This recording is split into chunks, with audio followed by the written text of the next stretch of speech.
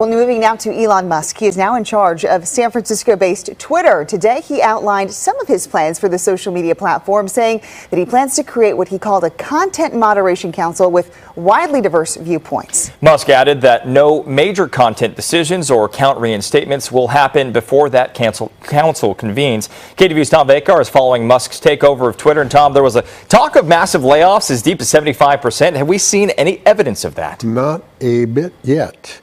Now, Twitter may well be Elon Musk's biggest challenge, since it appears to be the first and only company he didn't build from scratch. Whether from the air or down on the ground, Twitter had no obvious signs of masses of laid off or fired employees leaving its San Francisco headquarters. Its new private owner, Elon Musk, said at some point in time he would lay off 3/4 of Twitter's staff, saving him $1 billion while eliminating some 5,600 jobs. Earlier this week, Musk walked that number back at an employee meeting, but set no new number. I worry that he's going to get rid of most of the moderation staff, which are the people that keep Twitter safe and civil, or at least somewhat safe and civil.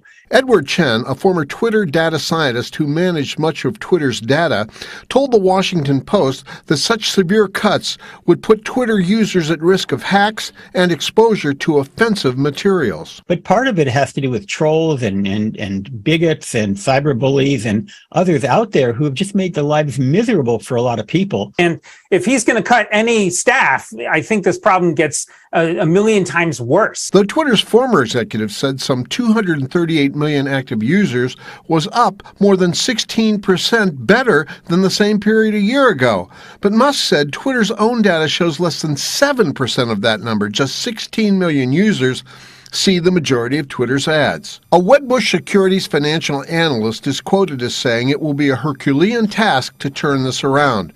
And while there's no longer a public shareholder-appointed board for Twitter, Musk can do with Twitter whatever he wishes, since the First Amendment does not apply to private companies. But advertisers, the very life's blood of Twitter's finances, have the power of the purse. If you want to make your money from advertising, you can't make it into a place that people don't want to be or feel uncomfortable, because these brands don't want to be associated with bigotry or violence. But again, without a board, Musk can choose to go for subscriptions.